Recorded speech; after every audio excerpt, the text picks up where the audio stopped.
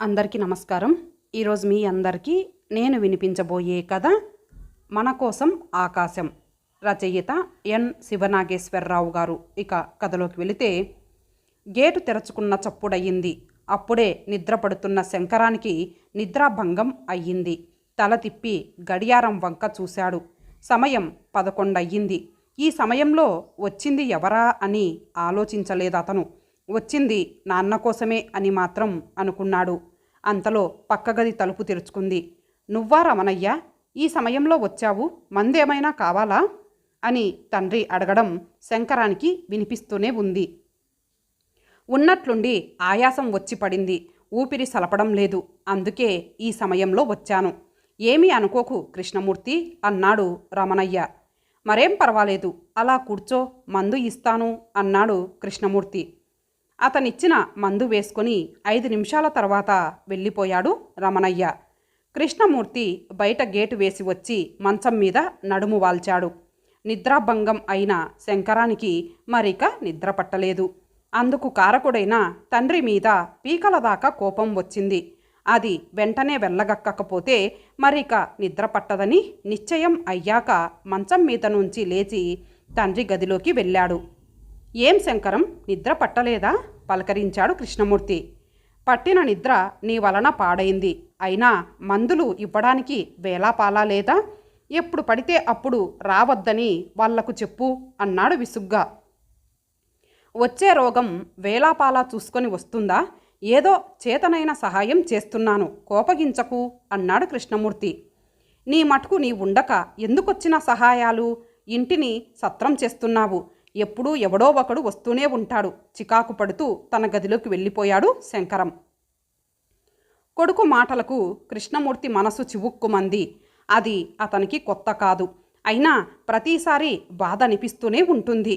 ప్రక్కవాడికి సహాయం చేయడం తప్ప మనిషికి మనిషి సహాయం చేయకపోతే మరెవరు చేస్తారు? ఎవరి మటుకు వాళ్ళుంటే ప్రపంచం ఎలా నడుస్తుంది అనుకున్నాడు మనసులో. మనిషి 10 మందితోనూ కలవాలి. తనకు తానుగా ఉంటే కుంచుకుపోతాడు. 10 మందికి సహాయం చేస్తే పరిమళిస్తాడు అన్నది అతని భావన. అతను అలాగే ఉంటాడు. అందరూ అలా ఉండాలనుకుంటాడు. శంకరానికి నిద్ర పట్టలేదు. తండ్రితో అంత కటువుగా మాట్లాడకుండా ఉండాల్సింది అనుకున్నాడు. శంకరానికి 10 ఏండ్ల వయసు వచ్చేసరికి అతని తల్లి కాలం చేసింది. ఎంతమంది ఎన్ని విధాలుగా చెప్పినా కృష్ణమూర్తి మరల రెండో పెళ్లి చేసుకోలేదు. శంకరాన్ని ఎంతో ప్రేమగా పెంచి పెద్ద చేశాడు. ఆ అభిమానం శంకరానికి లేకపోలేదు. వద్దనుకుంటూనే తండ్రి మీద కోపగించుకుంటూ ఉంటాడు. తల తిప్పి చూసిన శంకరానికి భార్య ఇందిర, 5 ఏండ్ల కొడుకు అనిల్ నిద్రపోతూ కనిపించారు. గంటకు గాని శంకరానికి కంటి మీద కునుకు రాలేదు. తెలతెలవారుతూ ఉండగా బయట గేటు తీసిన చప్పుడయ్యింది. శంకరానికి వెంటనే మెలకువ వచ్చింది. ఇంకా పూర్తిగా తెల్లవారలేదు. అప్పుడే తగలడ్డారు అని మనసులో తిట్టుకున్నాడు. కృష్ణమూర్తికి యోగాలో మంచి ప్రవేశముంది. రిటైర్ అయ్యాక నలుగురిని పిలిచి ఆసనాలు వేయించడం, ధ్యానం చేయించడం వంటివి నేర్పించడం మొదలుపెట్టాడు. ఎప్పుడూ 10 మందికి తక్కువ కాకుండా జనం అతని దగ్గరకు వస్తూనే ఉంటారు. అది శంకరానికి నచ్చదు.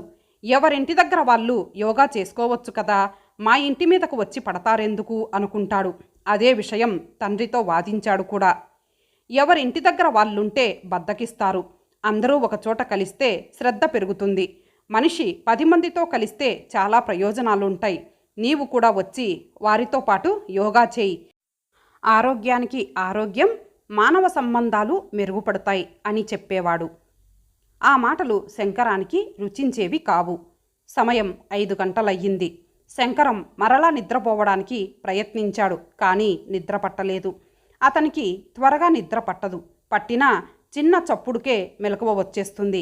అది తెలుసుకున్న కృష్ణమూర్తి ఒకసారి, శంకరం, నీవు ఇష్టపడే ఒంటరితనం నీలో అభద్రతాభావం పెంచింది. నీ సంతోషం హరిస్తున్నది. అది నీవు గ్రహించడం లేదు. నీ మటుకు నీ ఉంటే నీ సంతోషం నీది, నీ దుఃఖం నీది. బయటికి వచ్చి 10 మందితో పంచుకుంటే నీ సంతోషం మరింత పెరుగుతుంది, దుఃఖం తగ్గుతుంది అని సలహా ఇచ్చాడు. తండ్రి మాటలు చాదస్తంగా కొట్టిపారేశాడు శంకరం. 7 గంటలకు యోగా క్లాస్ పూర్తయింది.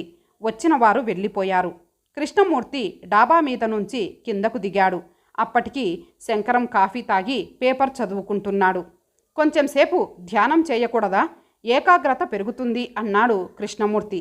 శంకరం పేపర్లో నుంచి తలెత్తకుండానే అవన్నీ పనీపాట లేనివారికి నాకెందుకు అన్నాడు. కృష్ణమూర్తి మౌనంగా లోనికి నడిచి అప్పుడే నిద్ర లేచిన మనవడిని పలకరించి వాడితో సూర్య నమస్కారాలు ప్రాక్టీస్ చేయించసాగాడు. అది చూసిన శంకరం ఈయనగారు ఎవరినీ వదలడు అనుకున్నాడు. శంకరం స్నానం చేసి టిఫిన్ తిని ఆఫీస్కు బయలుదేరబోతూ ఉండగా కృష్ణమూర్తి అతని దగ్గరకు వచ్చాడు. ఏమిటి అడిగాడు శంకరం. అతను శంకరానికి 500 అందించి ఈ చిరునామాకి మనీ ఆర్డర్ పంపించు అని చెప్పాడు. ఎందుకట వివరం అడిగాడు శంకరం.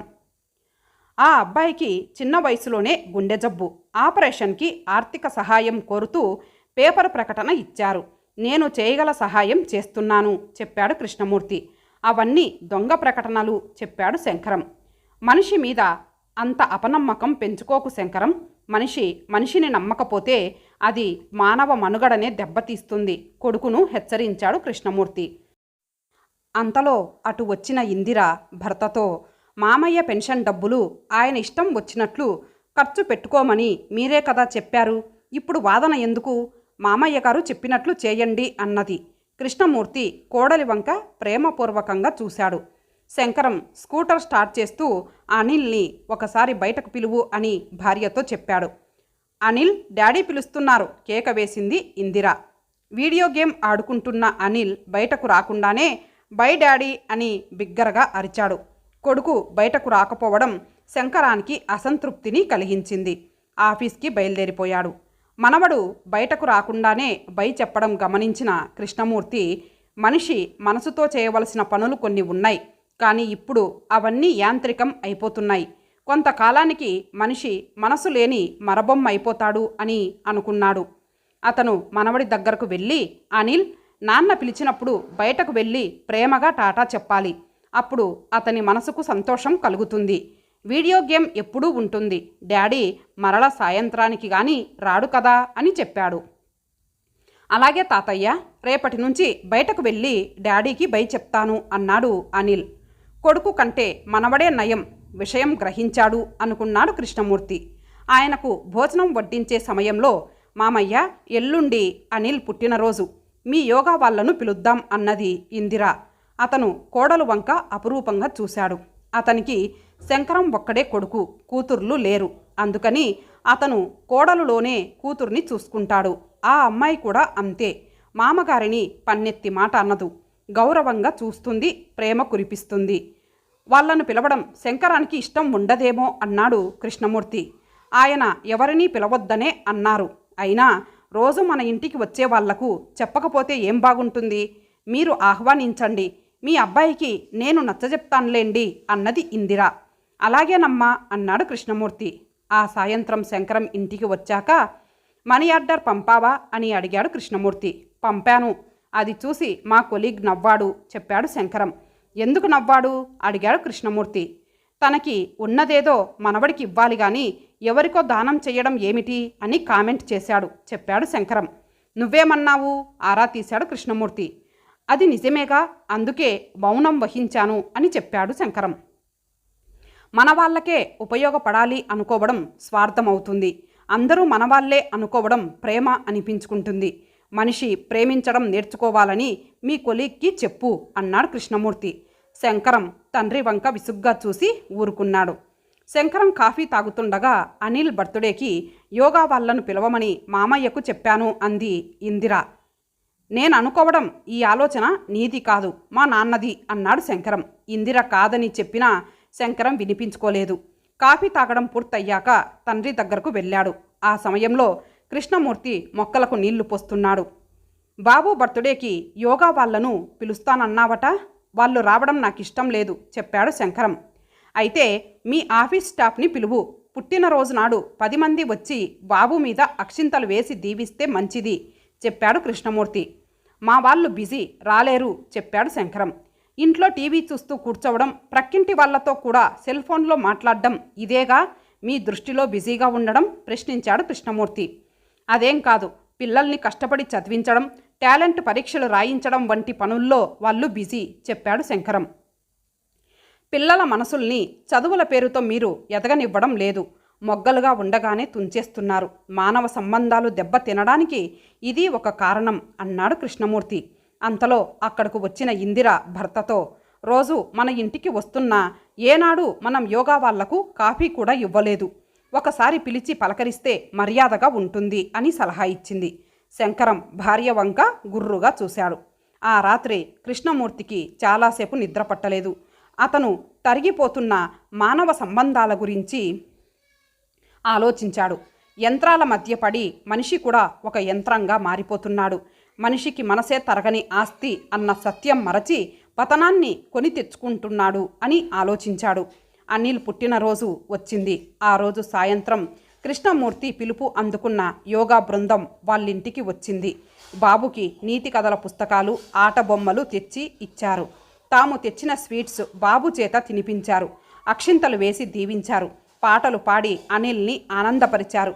వాడి చేత ఆడించారు, పాడించారు. శంకరంతో కూడా కలుపుగోలుగా మాట్లాడారు. ఎందుకో తెలియదు కానీ శంకరానికి ఆ సాయంత్రం ఆనందంగా గడిచింది అనిపించింది. వాళ్ళు వచ్చి ఉండకపోతే ఆ వేడుకకు అంత నిండుతనం వచ్చి ఉండేది కాదు అనుకున్నాడు. వాళ్ళందరూ వెళ్ళాక కృష్ణమూర్తి కొడుకుతో, మా వాళ్ళు రావడం నీకేమైనా ఇబ్బందిగా అనిపించిందా అని అడిగాడు.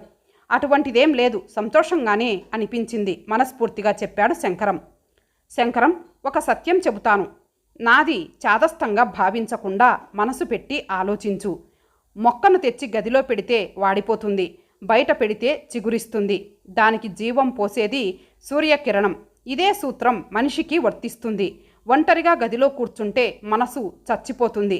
బయటకు వెళ్ళి 10 మందితో గడిపితే అది సేద తీరుతుంది.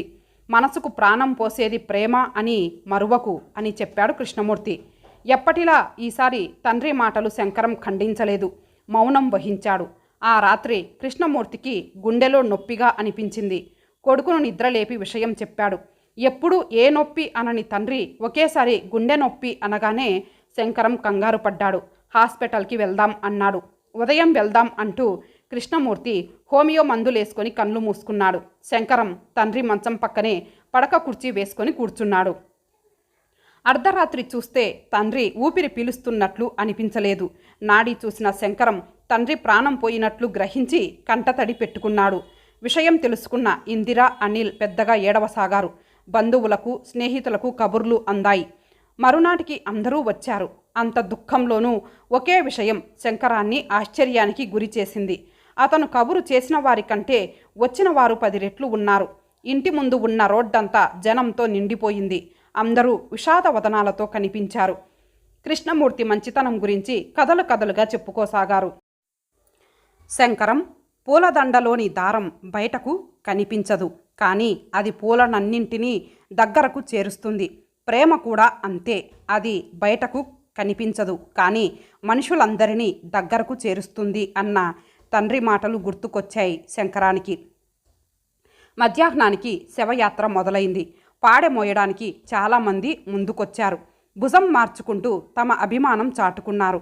సాయంత్రానికి అంత్యక్రియల కార్యక్రమం ముగిసింది. ఆ తర్వాత ప్రతిరోజు ఎవరో ఒకరు వచ్చి శంకరాన్ని కలిసి అతని తండ్రి మంచితనాన్ని పొగిడి అతనికి ఓదార్పు మాటలు చెప్పేవారు. పెద్ద కర్మ కూడా జరిగిపోయింది. ఇక అంతటితో అంతా ముగిసిపోయిందని, ఇక ఎవరు తమ ఇంటికి రారని ఊపిరి పీల్చుకున్నాడు శంకరం. ఆ రాత్రి గాఢంగా నిద్రపోయాడు. తెలతెలవారుతూ ఉండగా మెలకువ వచ్చింది. తండ్రి చనిపోయే వరకు ప్రతిరోజు ఆ సమయానికి బయట గేటు తెరుచుకునేది. డాబా మీద తండ్రి వచ్చిన వారితో కలిసి ఆసనాలు వేసేవాడు. వాళ్ళ మాటలు, చిన్న చిన్న శబ్దాలు లీలగా వినిపించేవి. అప్పట్లో వాళ్ళ వలన నిద్ర పాడైందని తిట్టుకునేవాడు శంకరం. ఇప్పుడు ఆ నిశ్శబ్దం అతని మనసుకు బాధను కలిగించింది. భోజనం చేసి ఆఫీస్కి బయలుదేరినప్పుడు పిలవకుండానే అనిల్ బయటకు వచ్చి టాటా చెప్పాడు. పిలిచినా రానివాడివి ఈరోజు పిలవకుండానే వచ్చి టాటా చెబుతున్నావు, ఏమిటి విశేషం అడిగాడు శంకరం. తాతయ్య చెప్పాడు, నేను బయటకు వచ్చి నీకు బాయ్ చెబితే నీ మనసుకు సంతోషం కలుగుతుందట చెప్పాడు అనిల్. శంకరం కండ్ల ముందు తండ్రి రూపం కదలాడింది. మనసును ఎవరో మెల్లగా స్పృశించినట్లు అనిపించింది. కన్నుల్లో చెమ్మ చేరింది. కొడుక్కి బై చెప్పి బయలుదేరిపోయాడు. ఆ సాయంత్రం ఆఫీస్ నుంచి వచ్చేటప్పుడు కూరగాయల దుకాణానికి వెళ్ళాడు. అతను ఆప్యాయంగా పలకరించి, నాన్నగారు పోయారని తెలిసింది. ఊర్లో లేక రాలేకపోయాను. మహానుభావుడు ఈ దుకాణం పెట్టుకోవడానికి బ్యాంకు లోన్ ఇప్పించి సాయం చేశాడు. అతన్ని ఎప్పటికీ మర్చిపోలేను అని చెప్పాడు. నాన్న కనిపించకుండా ఎంత చేశాడు అనుకున్నాడు శంకరం. నెల రోజుల తర్వాత శంకరానికి ఒక విషయం అర్థమయ్యింది. తను భావించినట్లు చనిపోవడంతో తండ్రి అధ్యాయం ముగిసిపోలేదు. ప్రతిరోజు ఎవరో ఒకరు కృష్ణమూర్తి సహాయాన్ని, మంచితనాన్ని, ప్రేమను శంకరం దగ్గర గుర్తు చేసుకుంటూనే ఉన్నారు. ఒకరోజు శంకరం టవల్స్ కొనడానికి బట్టల కొట్టుకు వెళ్ళాడు. అది పేరు మోసిన బట్టల దుకాణం. ఆ దుకాణం యజమాని శంకరాన్ని చూడగానే పలకరింపుగా నవ్వి, మీరు కృష్ణమూర్తి గారి అబ్బాయి కదూ అని కూర్చోబెట్టి మర్యాద చేశాడు. అప్పుడప్పుడు మీ నాన్నగారు వచ్చి ఇక్కడ కూర్చునేవారు. ఒకసారి నిద్ర పట్టక ఇబ్బంది పడుతున్నారని చెప్పాను. మానసిక అశాంతి వలన అయి ఉంటుంది. ధ్యానం చేయమని సలహా ఇచ్చారు. ధ్యానం ఎలా చేయాలో కూడా వివరించారు. అప్పటి నుంచి ధ్యానం చేస్తున్నాను. మనసు చాలా ప్రశాంతంగా ఉంటున్నది. ఆయన చనిపోవడం దురదృష్టకరం అని బాధపడ్డాడు దుకాణదారు. తండ్రి ఎందరి మనసుల్లోనో నిలిచిపోయాడన్న సత్యం గ్రహించేసరికి శంకరానికి దిగులుగా అనిపించింది. అటువంటి తండ్రిని తాను ఖాతరు చేసేవాడు కాదు, ప్రేమ చూపించేవాడు కాదు, ప్రతి చిన్న విషయానికి తప్పు పట్టేవాడు. శంకరం మనసులో తీవ్రంగా బాధపడ్డాడు. అతను ఇల్లు చేరగానే ఇందిర ఒక ఉత్తరం అందించింది. చనిపోయిన తండ్రి పేరున ఉన్నది ఆ ఉత్తరం. శంకరం కవరు చింపి చదివాడు. శ్రీయుతులు కృష్ణమూర్తి గారికి నమస్సులు. మీ వంటి మంచి మనసు ఉన్నవారు పంపిన విరాళాలతో నాకు గుండె ఆపరేషన్ జరిగింది. ఇప్పుడు నేను కులాసాగా ఉన్నాను. మీరు పంపిన విరాళం చిన్న మొత్తమే కావచ్చు, కానీ అది కష్టకాలంలో నాకెంతో ధైర్యాన్ని ఇచ్చింది. నేను ఒంటరిని కాదు, నాకు తోడుగా చాలామంది ఉన్నారు అన్న ఆత్మ సంతృప్తిని కలిగించింది. మీకు ధన్యవాదాలు. ఇట్లు గోపీచంద్ అని ఉంది ఆ ఉత్తరంలో. శంకరం గోడకు తగిలించిన తండ్రి ఫోటో వంక చూశాడు. శంకరం మనిషి నేను, నా కుటుంబం అన్న సంకుచితత్వం నుంచి బయటపడి మన వసుదైక కుటుంబం అన్న విశాల దృక్పథం అలవర్చుకోవాలి అని చెబుతున్నట్లు అనిపించింది. ఆ రాత్రి శంకరానికి నిద్ర కరువైంది. తనకు తండ్రికి తేడా ఏమిటో అతను స్పష్టంగా గ్రహించగలిగాడు. తన తండ్రి మనసున్న మనిషి, తను మనసు లేని మరబొమ్మ. తనకు జీవన సౌందర్యం తెలియదు. అదెలా ఉంటుందో తండ్రి తెలియబరిచాడు. ఒక ఆదివారం అతను తన తండ్రి బ్రతికి ఉండగా యోగాసనాలు వేయడానికి తమ ఇంటికి వచ్చే ప్రతి ఒక్కరి ఇంటికి వెతుక్కుంటూ వెళ్ళాడు. మా నాన్నగారు చనిపోయారని మీరు మా ఇంటికి రావడం మానుకోకండి. నేను మీతో కలుస్తాను. యోగాతో నాన్నగారికి అంజలి ఘటిద్దాం అని ఆహ్వానించాడు. అందుకు వారందరూ సంతోషంగా తమ సమ్మతి తెలిపారు. మరునాడు తెలతెలవారుతూ ఉండగా శంకరం ఇంటి బయటి గేటు తెరిచాడు. వస్తున్న వారందరికీ హృదయపూర్వకంగా ఆహ్వానం పలికాడు. డాబాపైకి వెళ్ళి వాళ్లతో పాటు ఆసనాలు వేశాడు. ఆ తర్వాత ధ్యానంలో కూర్చున్నాడు. మనసులో తండ్రి రూపం కనిపించింది. శంకరం మనిషి తలుపులు మూసుకొని ఒంటరిగా గదిలో ఉండిపోతున్నాడు. అది తప్పు. మన కోసం ఆకాశం బయట వేచి చూస్తున్నదని తెలుసుకోవాలి. ఇంటి తలుపులే కాదు, మనసు తలుపులు కూడా తీసుకొని బయటకు రావాలి. అప్పుడు ప్రపంచమే అతనిదవుతుంది. తండ్రి చెప్పిన మాటలు మనసులో ప్రతిధ్వనించాయి. శంకరం కళ్ళు తెరిచాడు. గదిలో ఉంటే కనిపించని ఆకాశం ఇప్పుడు అతనికి ఎంతో అందంగా, విశాలంగా కనిపించింది. శంకరానికి మనసు కొత్త చిగురు తొడిగినట్లు అనిపించింది. తొలిసారి అతని మనసుకు ఎంతో సంతోషం, ప్రశాంతత కలిగాయి. ఇంతటితో ఈ కథ సమాప్తం. మరలా మరొక మంచి కథతో కలుద్దాం. అంతవరకు సెలవు. నమస్తే.